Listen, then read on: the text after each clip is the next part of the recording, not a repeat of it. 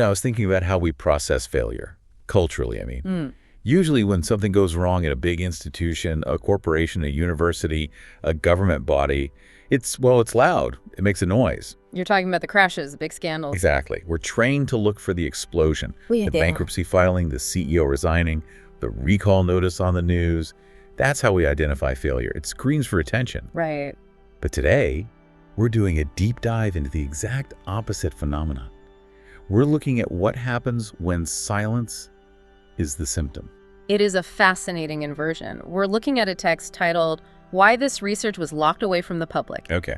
And the premise is unnerving because it's not about a failed experiment or, a botched job. It's about what happens when a project goes right, perhaps too right, and then it simply dissolves. That's the hook for me. The idea that competence can actually be more dangerous to an organization than incompetence. It's a challenging thought. But before we get into the how, let's establish the what, because I think you might be imagining some top secret Area 51 type situation. Yeah. But the source material paints a very different picture of how this started. Oh, far from Area 51. This started as really the gold standard of institutional transparency. Okay. The text describes a project that was, in the beginning, celebrated. It was funded by major reputable grants. It had the public backing of leadership. So all above board. Completely. The phrase the source uses is that the work was deemed beneficial and necessary. Beneficial and necessary. That doesn't sound like something you bury. That sounds like something you put on a billboard. And that's why this specific case study is so important for understanding modern bureaucracy. This wasn't some fringe project. Okay. It was likely something utilitarian, think public health infrastructure, urban planning, or long-term economic modeling, the kind of work that is supposed to serve the public good. So the ship launches, everyone is waving from the dock, the funding is all secure. The source says the initial phase was textbook. Correct. Data collection, methodology, everything was robust. And this is crucial to understand then. It is. The silence didn't come from a flaw in the work. The researchers didn't mess up the math. They did their job. They did. They gathered the data, they analyzed it, and they reached preliminary conclusions. They were ready to move from the finding out phase to the telling people phase. And that is the pivot, that specific moment. Yes. The source identifies this transition from internal knowledge to public knowledge. Yeah. As the point where the machinery, it changed gears. But it wasn't a hard stop, was it? No, and that's where the true crime version of this story would get it wrong. Right. In the movies, a guy in a suit shows up and shreds all the documents. In reality, the text describes a process of deceleration. Deceleration. That's such a corporate word. It's the perfect word, though. Right. The process didn't crash. It just got heavier. Heavier. Timelines that were once firm started to drift. The source mentions that public updates, which had been regular, were postponed for further review. Okay, but I have to play devil's advocate here for a second. I've worked in large organizations. Delays are normal. Yeah. Further review is usually just code for the boss hasn't read it yet. Why does the source argue this was something more sinister than just, standard corporate inefficiency? That is the right question to ask, and the source answers it by defining what it calls the uncomfortable stage. The uncomfortable stage. Yes. Standard delays usually happen because of resource constraints. You don't have enough people to write the report, something like that. Right. But here, the resources were there. The work was done. The delay was exclusively focused on the implications of the findings. Huh. The text argues that the organization wasn't struggling to produce the report, they were struggling to digest it. They had the answer, they just didn't like the taste of it. Or they couldn't figure out how to serve it without causing indigestion. The source describes a friction point where the internal reality, what the data said, clashed with the external narrative. What the institution wanted to say. Exactly. And when that clash happens, the default institutional response isn't to lie. Lying is risky. Lying leaves a paper trail. The default response is to pause. The soft veto. You don't say no, you just don't say yes. Precisely. And that brings us to the mechanics of erasure. Okay. This is the part of the deep dive that I found most useful, practically speaking, because the text breaks down exactly how you hide something while pretending it still exists. Right, let's get into the nuts and bolts. The source calls this silence by bureaucracy. Yes. It lists specific tactics used to create what it calls information friction. I love that term, by the way. It's a powerful concept. Information friction is the art of making something technically available but practically inaccessible. How does that work? The source mentions that previously open reports started requiring special permission to access. Which sounds reasonable on the surface. We just want to know who is looking at it. But in practice, that's a massive deterrent. It is a filter. Imagine you're a researcher or a journalist. You want to see this data. If it's a click away, you look at it. If you have to download a form, print it, sign it, scan it, and email it to a generic inbox that takes 6 weeks to reply, are you going to bother? Probably not, unless I already know exactly what I'm looking for. Exactly. It filters out casual scrutiny.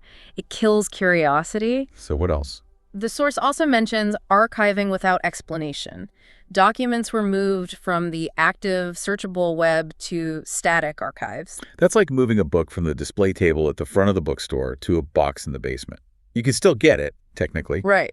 But you have to bring a flashlight and a map. And you have to know the book exists in the first place. This leads to what the text calls the illusion of existence. Okay. If you ask the institution, did you complete the study? They can legally say yes. If you asked, is the data preserved? They can say yes. They haven't destroyed anything. They haven't burned books. Yeah. They've just engaged in what I'd call passive suppression. And that is often far more effective than active suppression. Active suppression, banning a book, firing a researcher, it creates a story. It creates a martyr. Passive suppression, making the PDF hard to find, delaying the press release, it creates boredom. And boredom is the ultimate silencer. That is terrifyingly mundane. It works because it's boring. It does. But we have to get to the motivation. We established this wasn't a failure in the data, so why bury it? The source rules out the usual suspects: national security, legal liability. If we're protecting a specific person from scandal, Right. And this is the most profound insight in the text, in my opinion. We are used to thinking of cover-ups as a way to hide a smoking gun. Clear evidence of wrongdoing. But the source argues that what was being hidden here wasn't a mistake, it was complexity. Complexity. Unpack that for me. Yeah. Because usually we hire experts specifically to deal with complexity. Why would an institution be afraid of a complex answer? Because institutions run on narratives. They run on policies that follow a simple logic of if X, then Y. If the problem is crime, the solution is policing. If the problem is traffic, the solution is more roads. But what if the research comes back and says, actually, the problem is a web of 30 interconnected factors, and fixing one might make 2 others worse? It creates paralysis. It creates institutional paralysis. The source uses this line, and it's a powerful one. Unanswered questions can be harder to manage than mistakes. Wow. Think about that.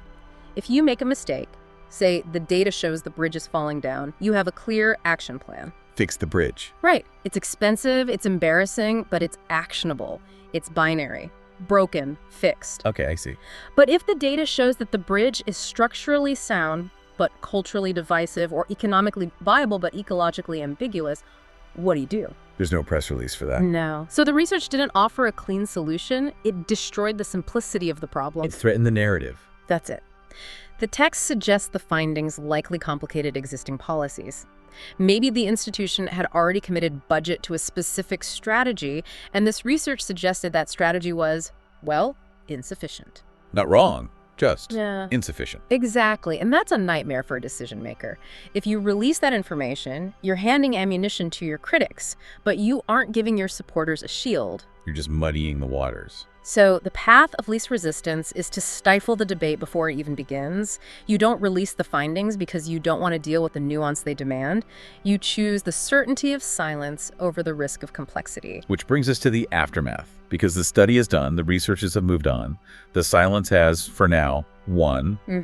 But the text talks about what gets left behind. It calls them fragments and shadows. This section is almost archaeological in its approach. The source describes how researchers today can find these traces of buried work. It mentions ghost citations. Ghost citations, I love that term. What does that look like in the wild? It means you're reading a totally unrelated paper, maybe something written 10 years later, and you see a footnote referencing a finding from, say, Internal Report 2024. Okay. But when you go to find that report, the link is dead, or it leads to a generic landing page. It's a breadcrumb trail that just stops at a cliff. It's frustrating, but it's also really damaging. The source describes this as a gap in understanding.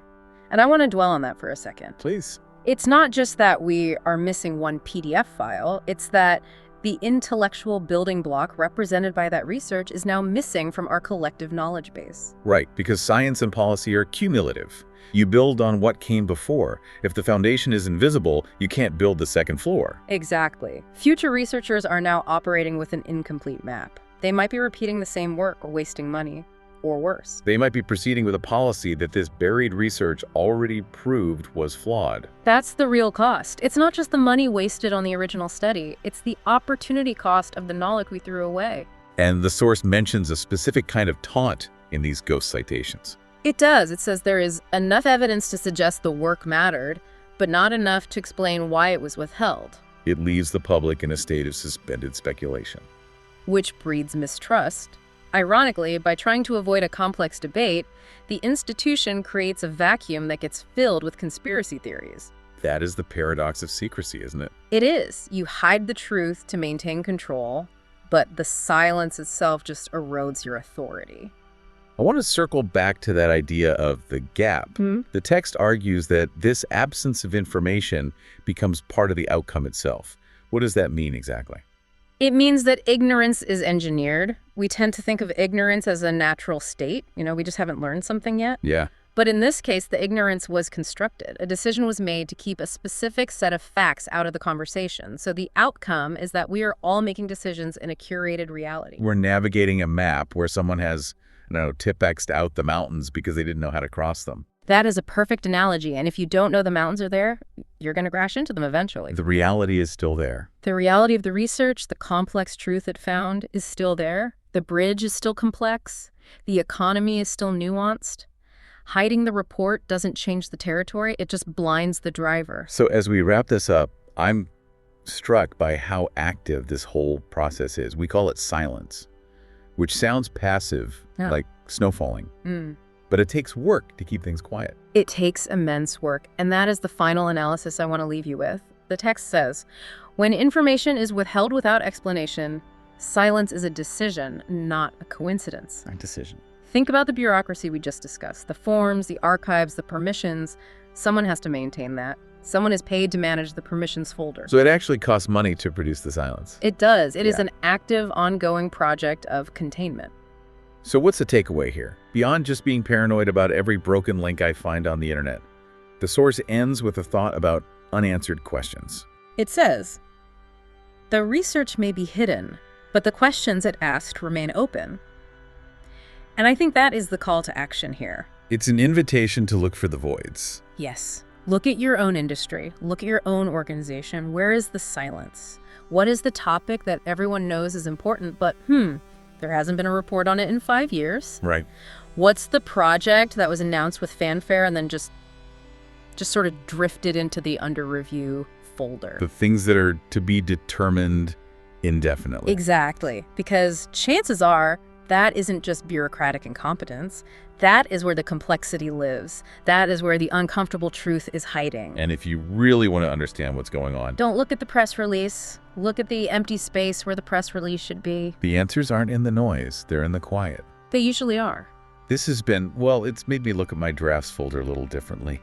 Thanks for breaking this down with us. My pleasure. And to you listening, keep listening to the silence. We'll see you next time.